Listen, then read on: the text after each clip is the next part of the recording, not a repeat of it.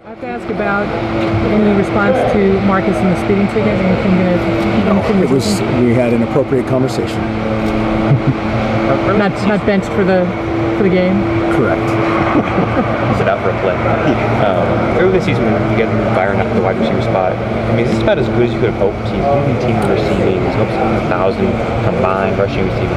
It's been that theme of I think you guys envision. Is this what you would hope for him?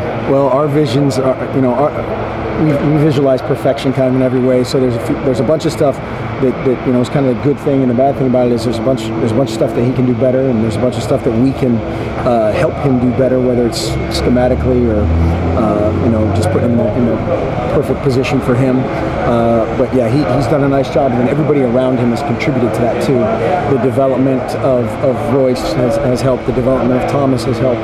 Us to be able to extend his reach, so to speak, in terms of how many spots he can learn and do. But he's done a great job of it.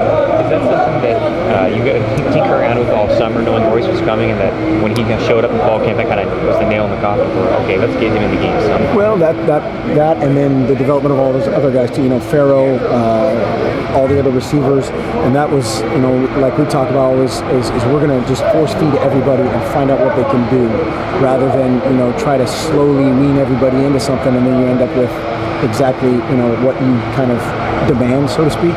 And so we just try to hammer those guys with a bunch of stuff. Charles Nelson has done a lot of the same things. Royce has been able to do a bunch of the same things. And so there's a bunch of versatile, unselfish, tough, smart guys, and that's what we want.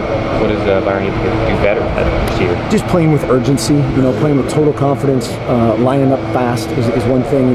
That position that he's playing right now, they have the most alignments, and so just being able to see something and immediately do it, which just comes with experience.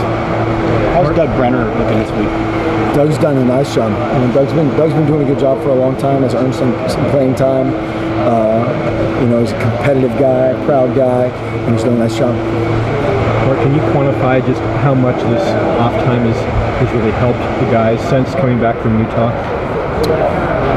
Can't quantify it. Hopefully it'll show up on Saturday. We've managed the schedule all year long with the long term in mind, and Rad did a great job in the off season and in fall camp of managing that and still pushing the envelope to get whatever stronger, more explosive, more flexible, all the things you try to do throughout the year. And we'll see. Well, I guess the reason I was asking, some of the guys have said it really helped them. It showed in practice.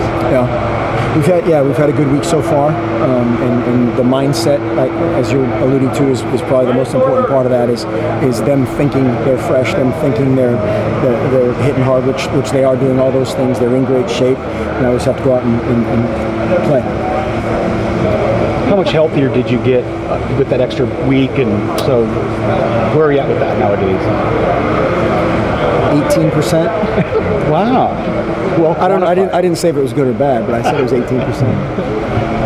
Have you had any contact recently with Farrow, Brad? Yes. Yeah, he's awesome. Farrow is doing great academically. He's unbelievably high spirits right now. He's watching practice every day. I talked to him. I had him talk to the whole offensive staff the other day on speakerphone, and he was breaking down practice, and it's the digital age of it was really cool. He's sitting there, we're talking about the same play as we're watching it that he's watching back home on his iPad, and so he's staying into it and coaching those guys up from afar. Kind of along that same line, Evan, has he embraced this opportunity to kind of step in now and be the guy? I know he's got a lot of snaps in practice all season long, but now it's game time. I know he's played, but has he embraced it? Yeah, he along with Johnny Munt and Koa Kai have all done some really good things this week. And those are guys, again, that we expect them to play great. They've done a lot of good things, and Farrow was playing at an elite level, a great level, and we expect those guys to do the same. This is obviously way early, but at what point does Farrow kind of start working his way back into under your guys' wing things?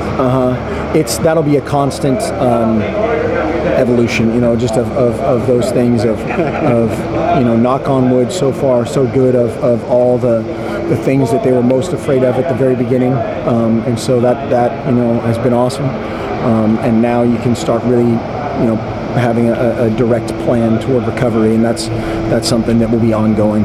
It'll change, daily. So it could have been worse than maybe it was. Well, because I mean, just from how it looked. Right. Yeah, just from how it looked, and those kind of injuries of whether you look at some of those things in the past of Joe Theismann or Napoleon Kaufman or some of these other guys, you've seen things like that. You have to kind of brace yourself for all that stuff, and we're through a lot of those worst case scenario type of moments. Again, knock on wood. And so that's great, and now it's there's a plan, an absolute plan, and here's your recovery time, and here's this, and here's that, and he'll compete his tail off to beat every benchmark. So it was like a checklist. This is the worst case. There's this so is many. The next worst case. Yeah, you cleared those hurdles as you went along. We think so, and that's one of those things. Again, while you're kind of vague in the beginning, is there's a lot of stuff, whether it's nerve damage, circulatory damage, just the absolute use of the leg. All those things are real, real possibilities. And that was a tough 48 hours for all of us. And so that's in his mind, his spirit is awesome right now. Did you happen to watch the release of the new poll on Tuesday night? I did not. No. Yeah, I know you don't pay attention to that stuff, but it's impossible to not hear about. But didn't watch it. How was it? It was good. You guys are number 6. Yeah, perfect. You're outside looking in. Perfect. Colorado's season, they're not going to go to a bowl game, and you guys are number 2 in the country. Teams sometimes throw everything at the kitchen sink at you guys. How do you prepare for something like that? Talk about us, and I know that's a broken record, and you guys are sick of hearing that, but that's what we do. We don't sit here when we're playing, whoever. We don't sit here last week and go, hey, Utah this, Utah. It's, hey, Matt, you need to do this better. You need to do that better.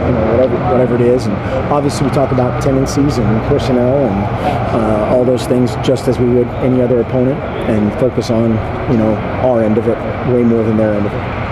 Is there a guy in the conference that you can kind of, Nelson Spruce, is there another receiver in the conference that kind of looks like him, and is that kind of that good receiver? Well, he's the guy, there's so many good receivers this year. It's you got the guy at SC, you got all these other guys that are similar.